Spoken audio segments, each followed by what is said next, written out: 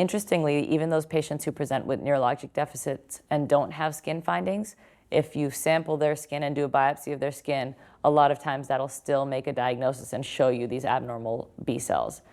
50% of the patients will have constitutional symptoms, and in terms of serum studies, you can see that a lot of anemia is common, the LDH is often elevated, you have an elevation in your inflammatory markers like your SED rate, and in a small group of patients, you'll also see a monoclonal protein. CSF studies may show increased protein and a mildly elevated white blood cell count, but the cytology there is nonspecific, so you can't necessarily make a diagnosis just using an LP.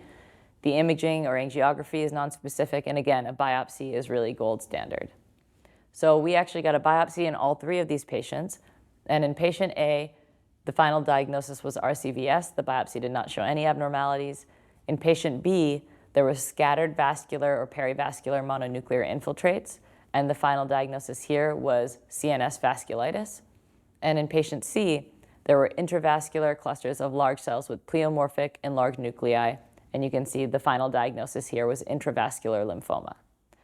And when we go back to our patient cases, you can see some of the clues that are in there that might help you lean towards one diagnosis or another, but again, I still really recommend biopsies in these patients when you're not sure what's going on.